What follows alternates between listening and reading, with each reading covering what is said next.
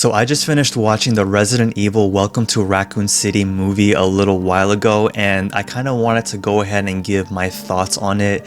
Now, I'm not really a movie reviewer when it comes to it. I more play video games and talk about video games on this channel, but one thing about me is that I am a huge Resident Evil fan. I have played every single Resident Evil game to date. Especially, I'm a huge fan of the more classic traditional styles of Resident Evil. So when I heard that there was a movie coming out that kind of went over the events of 1 and 2, I was very excited to go watch it. One thing is that this video will have some spoilers, so if you have not watched the movie and want to, I will suggest not watching this, maybe save it for later after you've watched it. But yeah, this video kind of goes over the events of Resident Evil 1, Resident Evil 2, and it also has some side things with Code Veronica. It has a little bit of Outbreak here and there, but traditionally it's going to be more Resident Evil 1 and 2 with the events that take place in this movie. So right off the bat, I'm gonna go ahead and talk a little bit about the cast of characters and the actors portraying them. Overall, I gotta say I'm kind of 50-50 with a lot of these actors and, you know, the way that they act the characters out.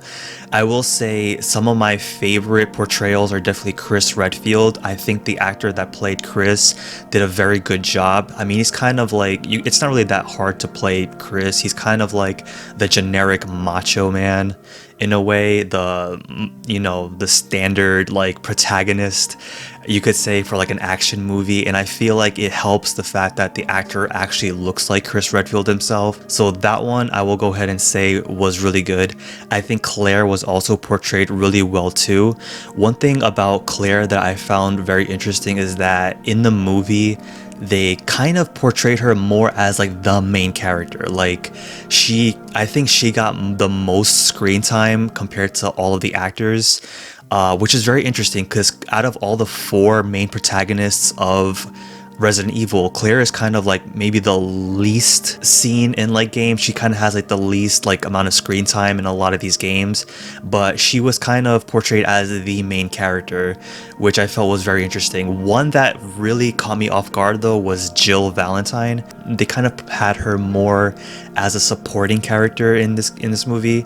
You don't really get to see a lot of Jill, which is very weird because again, out of the 4, she's kind of one of the more popular choices.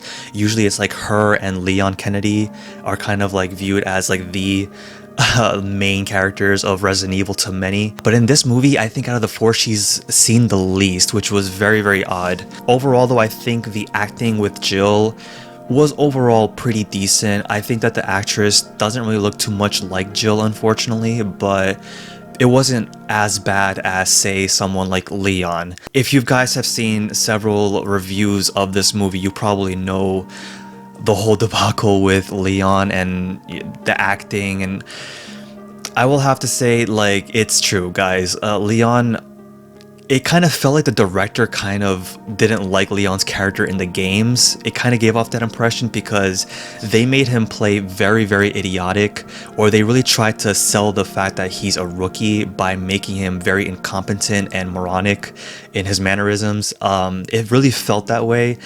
I don't think it was anything wrong with the actor, but I think it was mostly the writing. I feel like a lot of it came down to the writing revolving around Leon just coming off as incompetent and like he doesn't know what he's doing.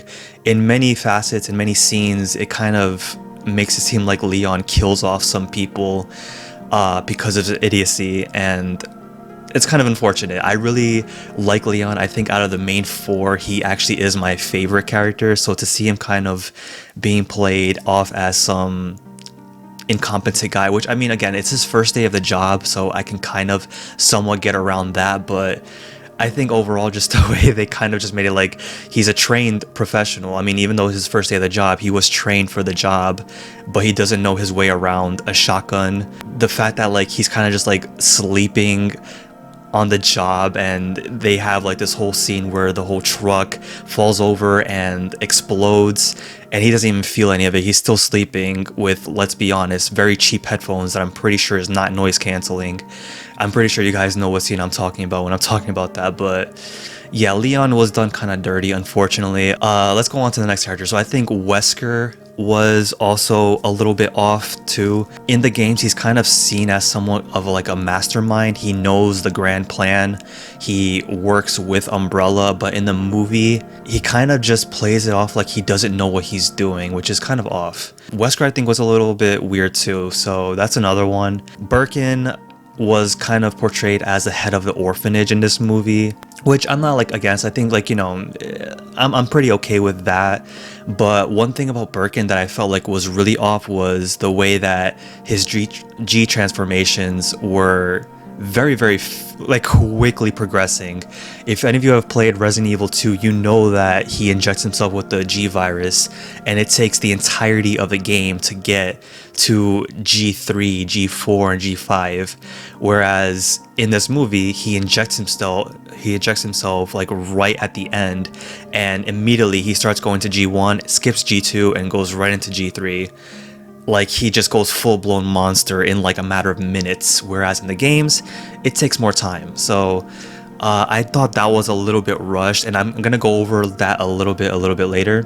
Annette, Birkin's wife, you know, she was kind of a scientist working with Birkin on the G virus in the games, but when it comes to the movie, she was pretty much diminished to a housewife, which I wasn't like that pleased with, but I mean, hey, it is what it is.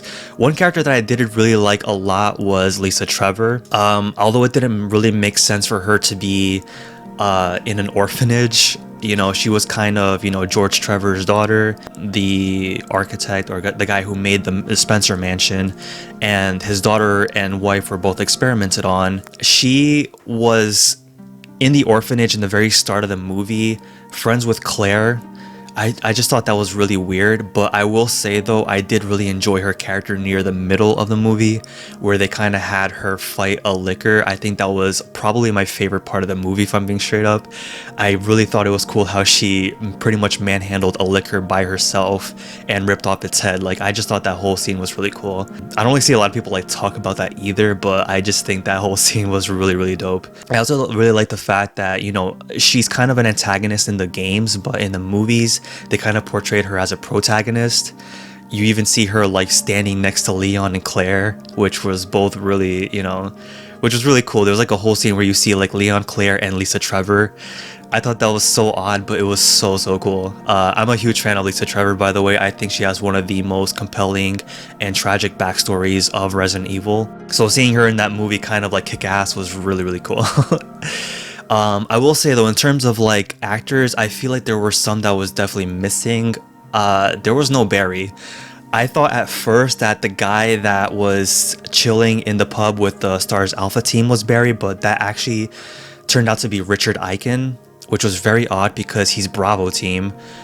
He should be with like Rebecca and the others who had their plane crash in the forest, but he was actually with Alpha team in this movie, which was very odd.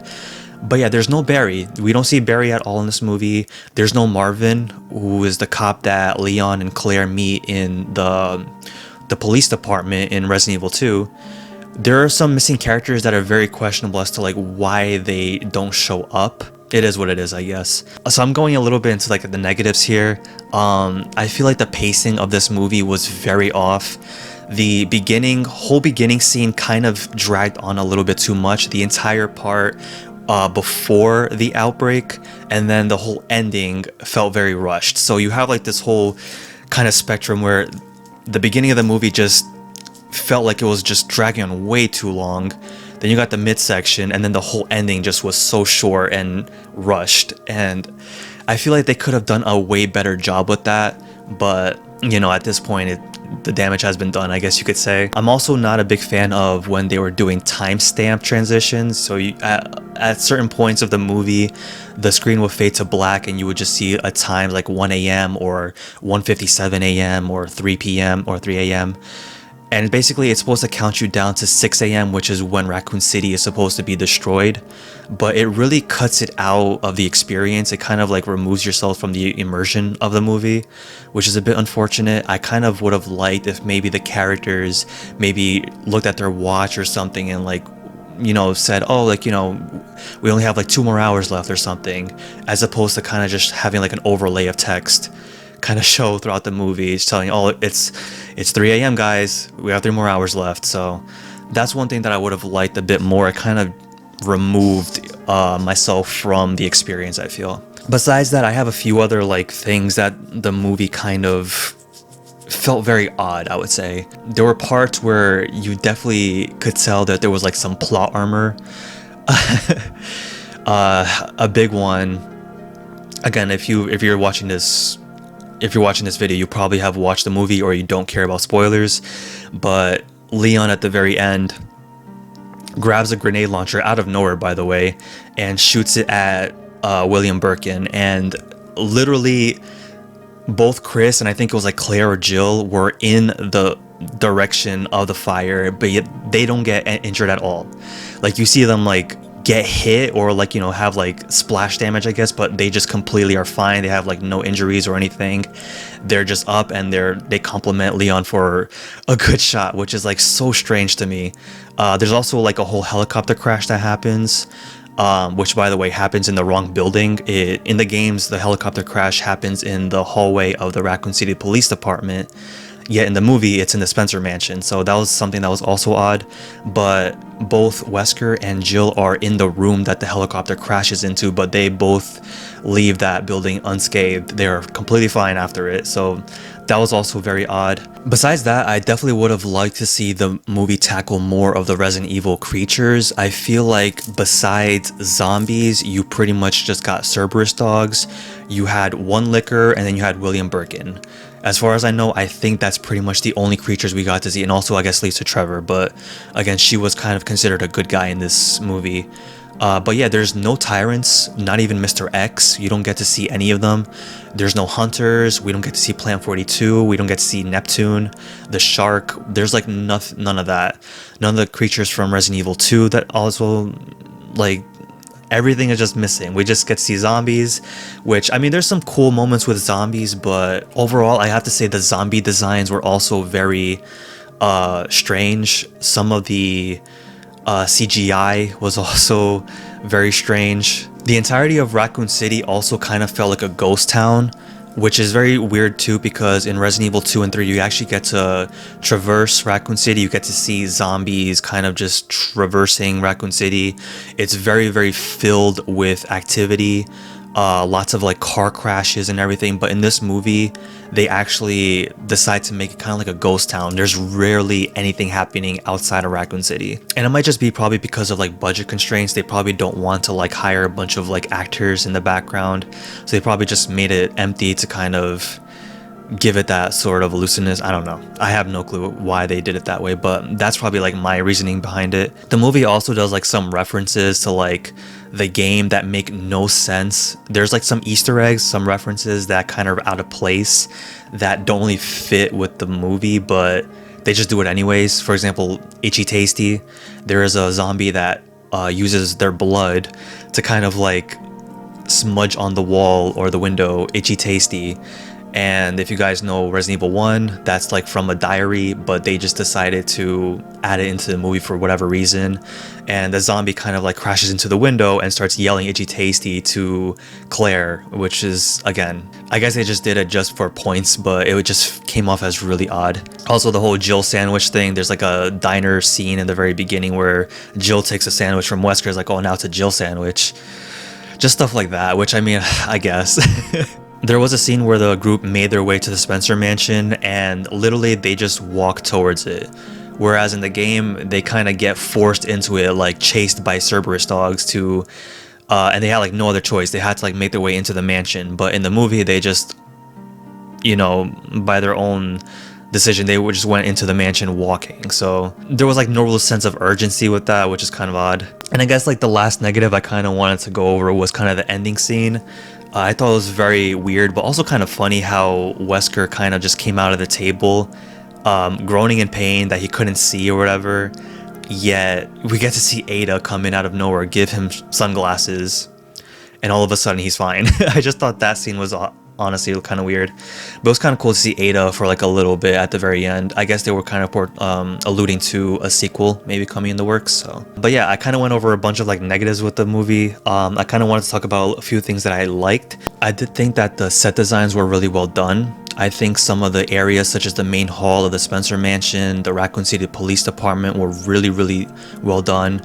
There was, I think, one scene where it was kind of like zoomed out. You got to see, again, Leon sleeping on the job at the very front, but you got to see kind of like a big picture of the Raccoon City Police Department.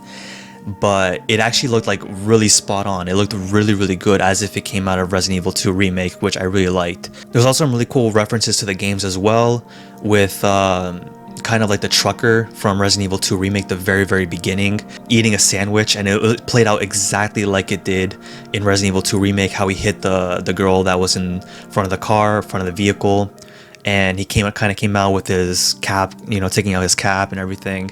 There was some really cool scenes like that, although it was kind of weird that Claire was with the trucker in that scene, even though he was kind of by himself and Claire met Leon in the gas station, but that's besides the point. Overall though, I have to say that the atmosphere felt very Resident Evil, which I really did appreciate. But yeah, overall, I'm gonna go ahead and conclude my thoughts on the movie there. Obviously, I have way more negatives to the movie than I have positives, but I do like the fact that the movie tried its best to kind of portray the games as best as it can. And so I feel like, honestly, I think the movie would have benefited way more from, instead of doing like both Resident Evil 1 and 2, kind of maybe just sticking to 1. I think if it just maybe try to go through the events of Resident Evil 1 and limited the characters, maybe don't add like Leon and Claire, but had like Chris and Jill and fleshed them out more, had time for them to kind of shine more. And flesh out their characters, I think the movie would have been way more stronger that way. But yeah, that's kind of like my thoughts of the movie. Really, I just kind of wanted to get it out there because I just finished watching it. Didn't really have time to like, kind of set everything in my mind, but I kind of just want to get these thoughts out there. If I had to give it a score, I'd probably give it something like a 5 out of 10. Again, the movie wasn't the best, but I would have liked to see more things. I feel like if the movie had more time to really develop its scenes, its characters and everything, maybe gave more time to each character to let them get fleshed out more, I think it would have honestly made the movie way more enjoyable. But still, I think the movie overall was still fun to watch as a Resident Evil fan, despite its flaws. But yeah, that's gonna be it for this video. I hope you enjoyed. If you did, leave a like and subscribe, and I'll be back with the next video. I'll see you guys later.